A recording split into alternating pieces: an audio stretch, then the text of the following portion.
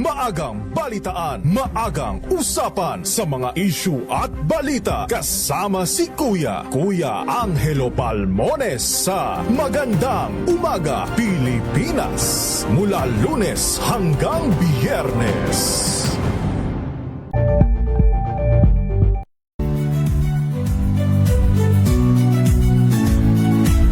Magandang araw mga kaibigan. Ito po ang inyong balerina ng bayan, si Lisa Macuhay Lizalde, na nag-aanyaya sa inyong samahan kami at ang aming mga espesyal na panauhin para sa kalahating oras ng masayang kwentuhan sa aming programang Art to Art, kung saan ang usapang We've got you covered. From the hottest hits, exclusive interviews, Kilig to the Bones fan meet experience, and hataw performances of your favorite stars. Saturdays, 12 noon, dito lang sa DZRH TV.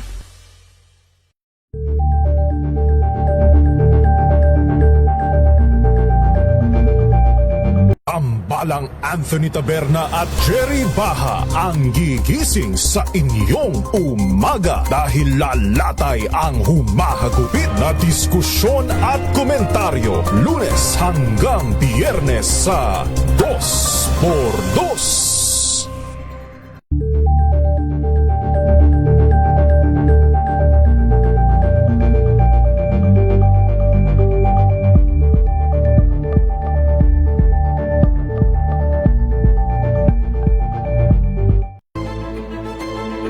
Pakikinggan ang bawat panig. When you fight for justice, think about the queer people. Kung hindi kami magkukwento, sino ang magkukwento para sa amin? Ang mga panawagan, ipababatid. Hindi talaga ito masusing pinag-aralan ng gobyerno. The women who are beaten and abused. It's time to listen to their voices. Tunghayan ang iba't ibang boses, mga kwento mula sa iba't ibang anggulo. Dito lang sa Point of View. Mapapanood tuwing linggo, alas 12 ng tanghali sa DZRH TV.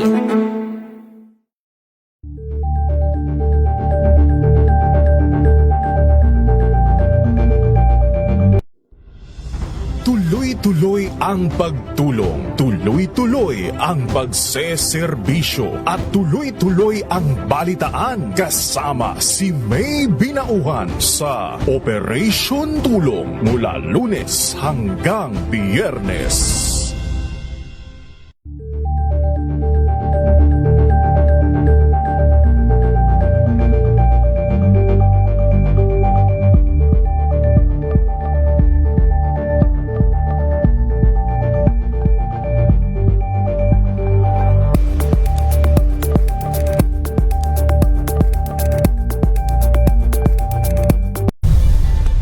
Nagsimula sa pangarap hanggang sa maabot ang tagumpay.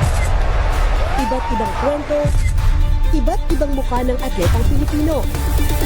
Mas pinatindi, mas pinalakas, at mas pinaaksyon sa Match Point tuwing Sabado, 12:30 ng tanghali sa DZRH TV.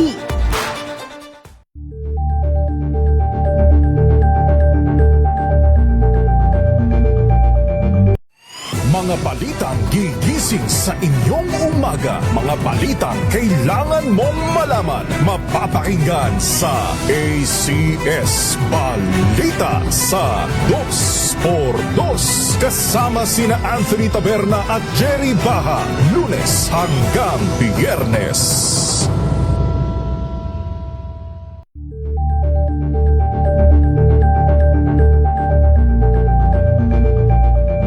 Alamin ang mga maiinit na isyung pambayan, mga balitang kailangan mong malaman, usapin sa pamahalaan, politika, ekonomiya at kabuhayan. Ito ang mga dapat mong malaman, pakialaman at pag-uusapan dahil kayo ang tinig ng mamamayan dito sa Damdaming Bayan.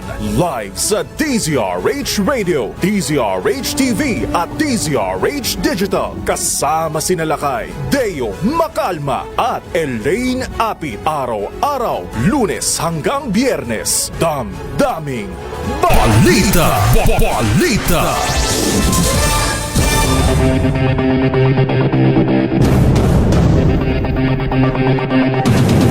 Alas 12:37 ho ng tanghali, balita muna tayo sa labas ng himpilan. Sa hong 18 anyos na babaeng volleyball player ang hinalay at pinatay ng kanya mismong tiyuhin sa Iloilo. Yun daw hong suspect ay kusang na loob na sumuko at umamin sa krimen. Detalye mula kay Jocelyn Make ng Aksyon Radyo Iloilo. Jocelyn. Natagpo ang wala ng buhay sa loob ng kanyang kwarto ang 18 anyos na volleyball player sa Barangay Uwak, Kalinog. Sa investigasyon ng Kalinog Police, una silang nakatanggap ng impormasyon mula sa ospital na nagpakamatay di umano ang dalagita dahil sa sugat nito sa pulso. Pero nadiskubre na may mga pasa sa katawan at sinakalang biktima. Maliban dito, hindi din maayos ang pagkakasuot ng underwear ng dalagita kaya nagsagawa ng malalimang investigasyon ng pulisya. Ayon pa kay Police Major Miles Geron, ang hepe ng Kalinog Police, na pag-alaman na hinalay at pinatay ang biktima ng kanyang mismong tiyo. Ang lolo lang ng biktima na may diferensya sa mata ang kanyang kasama sa kanilang bahay nang mangyari ang krimen. Napag-alaman din ang suspect pa ang nagdala sa biktima sa ospital at pinalabas na nag-suicide ang dalagita. Sumuka ang suspect at umamin sa krimen ayon sa pulis. Mula sa Aksyon Radyo Iloilo, ito si Jocelyn Make para sa DZRH, una sa Pilipinas, una sa Pilipino. Maraming salamat, Jocelyn. Samantala, isa namang minor de edad na lalaki patay matapos pagbabarilin sa bayan ng Calatrava, Negros Occidental. RH46 Rex Cantong sa Detalye. Rex. Patay ang 17 anyos na lalaki dahil sa utang matapos pinagbabaril sa bayan ng Calatrava, Negros Occidental. Ang biktima kinilala na lamang si alias Tuto, residente ng lungsod ng San Carlos, Negros Occidental. Ayon kay Police Captain Jesus Alba, Deputy Chief of Police ng Calatrava Police Station, may personal of interest na ang mga kapulisan sa nasabing krimen matapos nakilala ang suspect na nagpatay kay alias Tuto na magkasama ang mga ito sa nasabing lungsod kung saan ginawa ang krimen sa Barangay Repollo sa bayan ng Calatrava, Negros Occidental. Base na rin sa informasyon ng kapulisan, nakita pa umano ang duguan na katawan ng biktima dahil sa tama ng pamamaril sa kanyang ulo. Ito si RH46 Rex Cantong para sa DZRH, una sa Pilipinas, una sa Pilipino.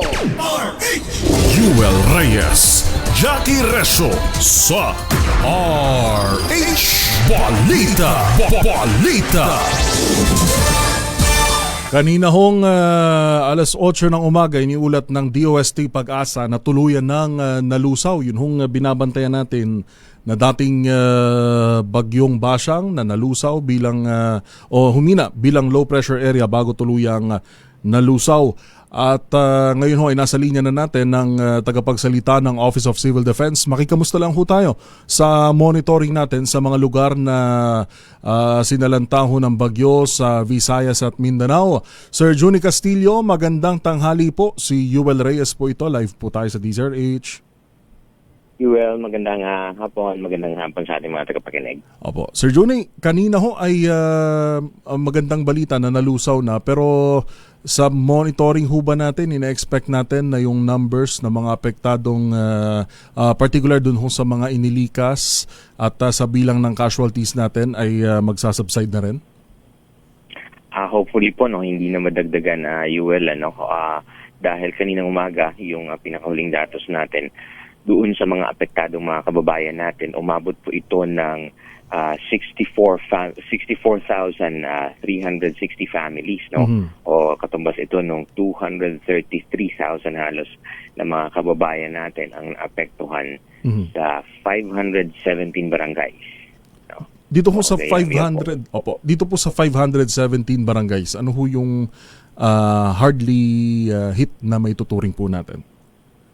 Kung titingnan po na kasi natin yung nakikita natin yung mga images at saka yung nagdeklara na po ng state of calamity na ito nga pong syudad ng Iligan. So yung Iligan opo sa Northern Mindanao region, sa Region 10.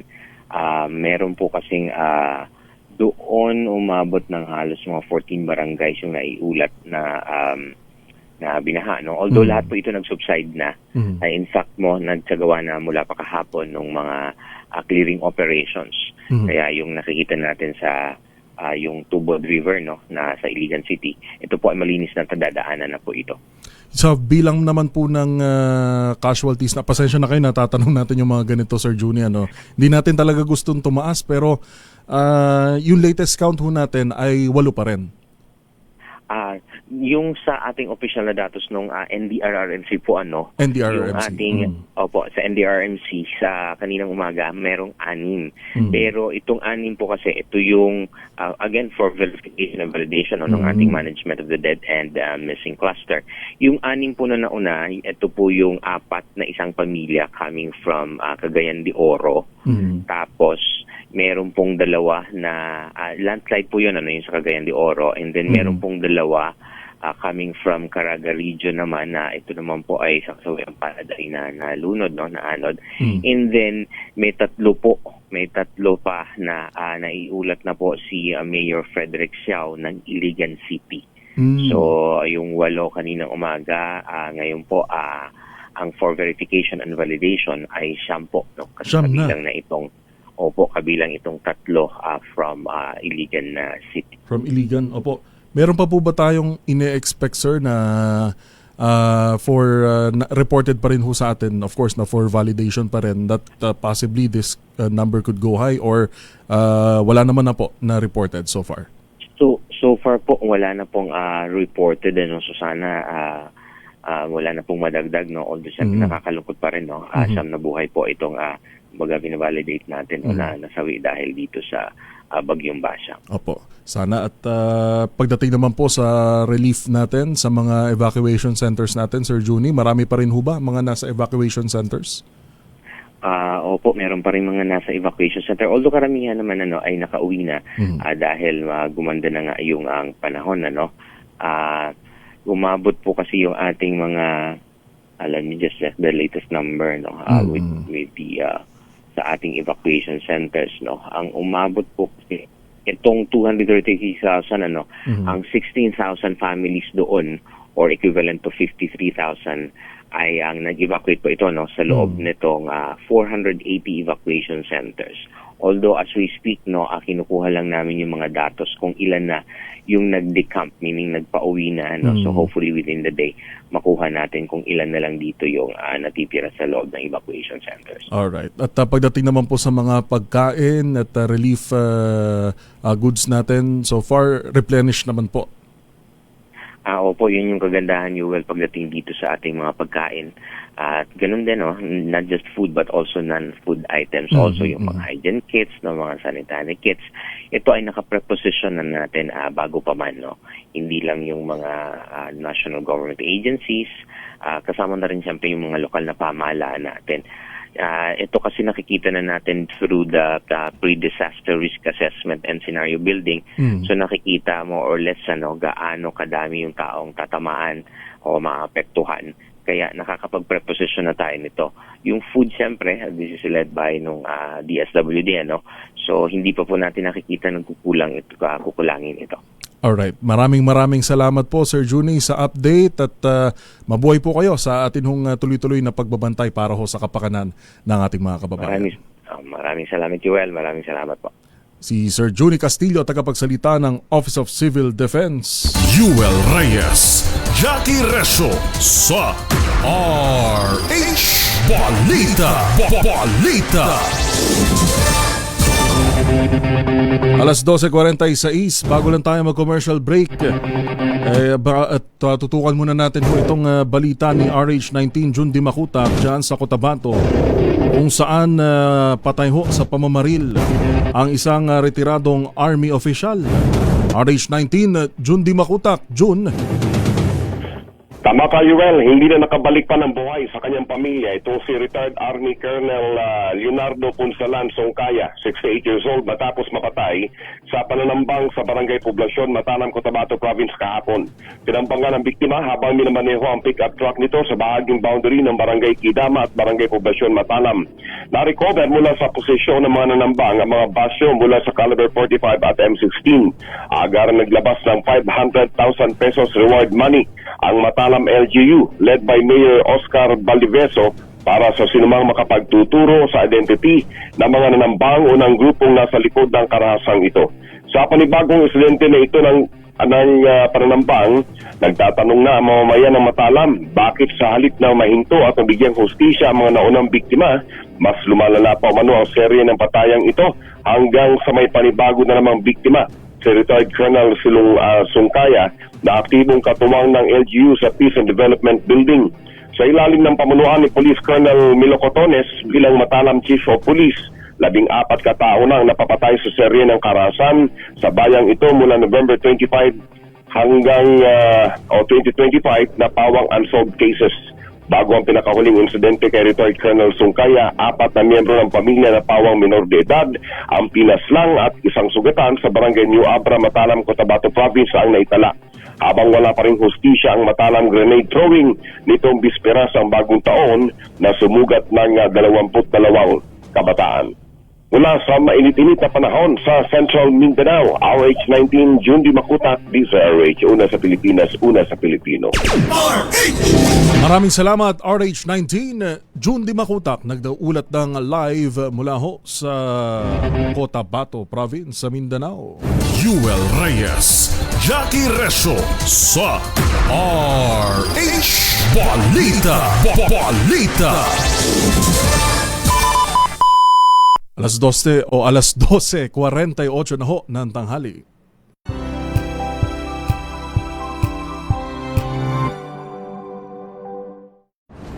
Kung good vibes ang hanap mo, dito ka na sa Sigurado!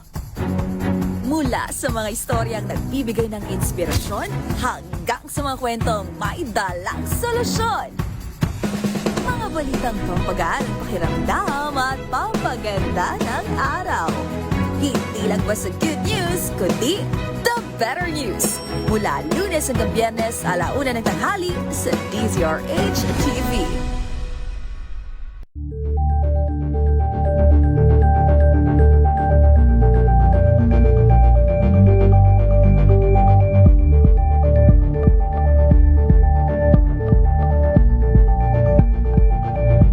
Curious ka ba sa maraming bagay? Kami na ang bahala dyan. Aalamin, tutuklasin at bibigyang linaw namin ang mga katanungang bumabagabag sa inyong isipan. Sa programa kung saan ang bawat sagot ay galing lamang sa mga eksperto. Ang Expert's Opinion, tuwing Linggo 3:00 ng hapon, dito lang sa DZRH TV.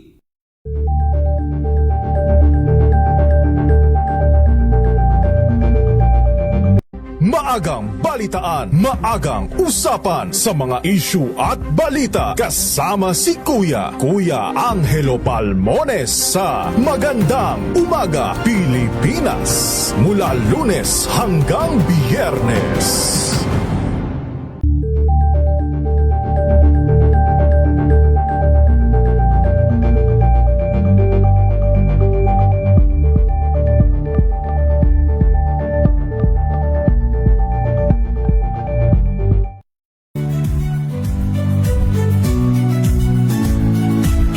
Magandang araw mga kaibigan. Ito po ang inyong balerina ng bayan, si Lisa Makuhay Lizalde, na nag-aanyaya sa inyong samahan kami at ang aming mga espesyal na panauhin para sa kalahating oras ng masayang kwentuhan sa aming programang Art to Art, kung saan ang usapang sining at kultura ay para sa lahat.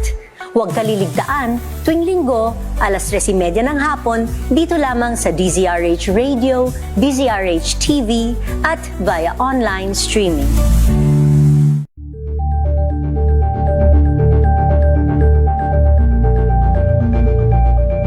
Ito ay bunsod ng naitalang 17 individual na ang kanilang naaresto. Metro Manila Development Authority o MMDA ang No Contact Apprehension Policy o NCAP sa Metro Manila. Sa ang ilang mga dokumento ay peke. Hindi rin legal ang employment na ipinangako sa kanila. Sa mata ng batas, mananagot ang sangkot at may sala. Dahil sa bawat paglabag, may karampatang parusa. Alamin ang mga pananagutan sa likod ng mga bawal. Dito sa Hoy! Bawal Yan! Tuwing Sabado, alas 11:30 ng umaga. Dito lang sa DZRH TV.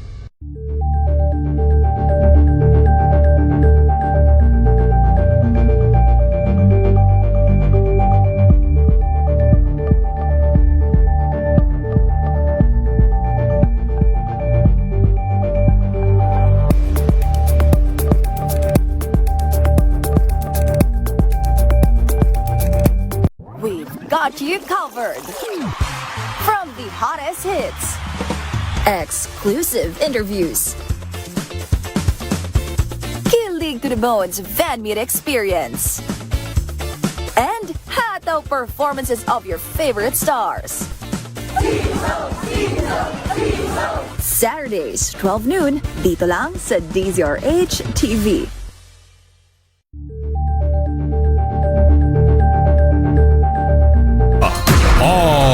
RH Balita.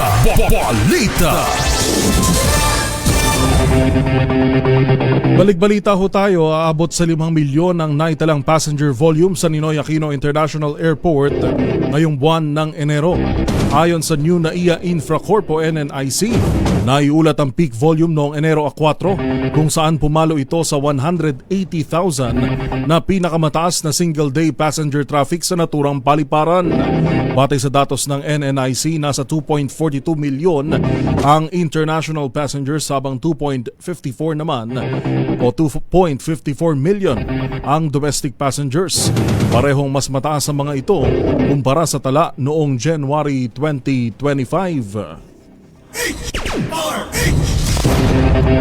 Samantala, inilunsad ng Climate Change Commission o CCC ang Kawayan, Kabalikat ng Klima at Komunidad Campaign. Layo ng kampanya na isulong ang pagtatanim at pagpapaunlad ng kawayan bilang isang nature-based solution laban sa climate change.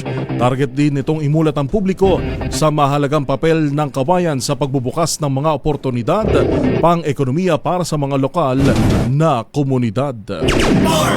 Yuel Reyes, Jackie Reso sa RH Balita.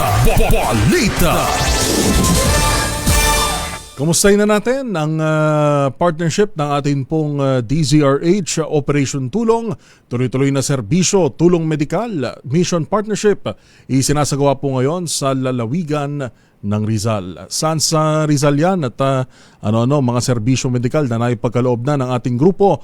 Kasama na natin si Iza Gabriel ng DZRH Operation Tulong. Iza, magandang tanghali. Yes, kasama Yuel, magandang tanghali din sa iyo. No? Matagumpay na naisakatuparan ngayong araw ang medical mission dito sa Cainta, Rizal. Kasama pa rin ang DZRH Operation Tulong Voltracom team na nagpaabot ng serbisyong medikal para sa marami nating kababayan ngayong araw. Sa pangunguna ng The Great Lighthouse Foundation Inc. at Lighthouse Bible Baptist Church ay nakapaghatid tayo sa humigit 1,000 nating mga kababayan na nakatanggap ng libreng medical check-up, laboratory, libreng bunot ng ngipin, optical services at libreng physical therapy.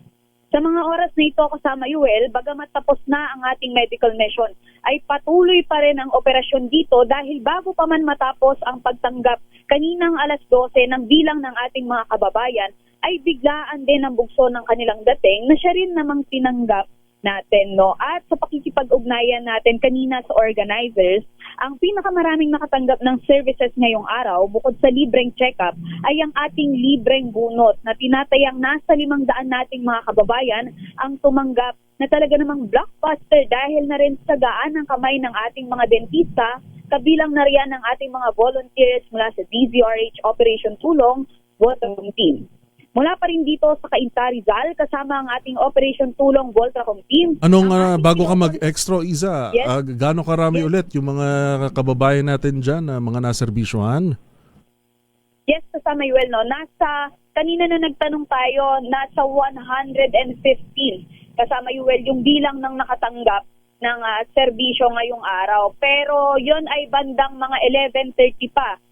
So, nung kaninang bandang alas 12 kasi medyo busy nga dahil katulad din na nabanggit natin kanina, ay medyo dumami yung tao na dumating para humabol pa sa mga serbisyong ibinibigay natin para sa ating medical mission ngayong araw. Ayun, at ang pinakamarami yung nabanggit mo, bunot, ano? Maliban sa bunot, ano pa? Yung primary services na napagkaloob natin? Isa pa kasama Yuel na mga serbisyo na naibigay natin. Yung pinakadinumog din ng ating mga lolo at lola, tito at tita, ang libreng pasalamin natin. Yan ay handog sa atin ng partner, syempre natin na Lighthouse Foundation Inc. at syempre yung ating mga kasamahan mula sa Operation Tulong Voltracom Team. Talagang kanina nung nagpapasukat sila ng salamin, tuwang-tuwa sila dahil yung ganitong klase ng mga medical mission na ikwento nung isa nating kababayan na bihira lang nilang matanggap dahil medyo malayo din naman yung lugar. Kaya naman labis din ang pasasalamat nila doon sa ating partner organizer na the Great Lighthouse Foundation, katuwang din ang DZRH Operation Tulong. Alright, maraming salamat, Iza. Maraming salamat, Yuel. Ito pa rin si Aiza Gabriel para sa DZRH, una sa Pilipinas, una sa Pilipino. Yuel Reyes, Jackie Reso sa RH Balita. Balita.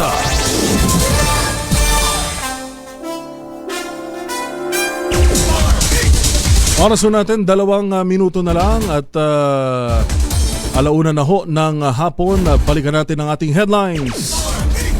Low pressure area na dating bagyong Basyang tuluyan ng nalusaw. Bilang ng mga nasawi umakyat sa siyam ayon sa OCD.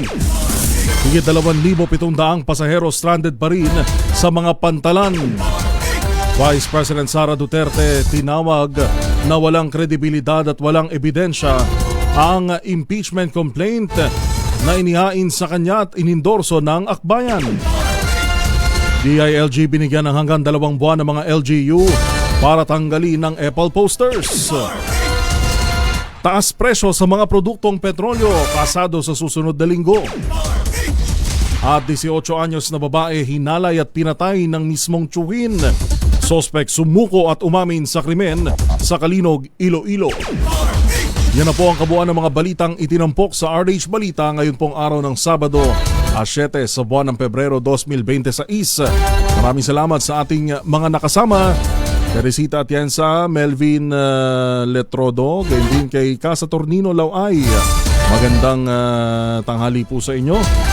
Nelson Malinaw, Romel Livid, kay Daddy Roel Brescio, magandang tanghali. Jericho Ferrer, Anthony Abrenica at kay Alvin De Torres. Sa ngalan ho ng bubuo ng DZRH News Center, nakasama natin sina Jeric Sasil, Het Del Moro at DZRH TV Tech. Ang inyo po lingkod sa pagbabalita sa pangalan ng aking partner na si Jackie Resio. Ito po si Yuel Reyes. Mamayang alas 5 po muli ng hapon para sa DZRH Boom Balita. Oras natin eksakto 1:00 na ng hapon.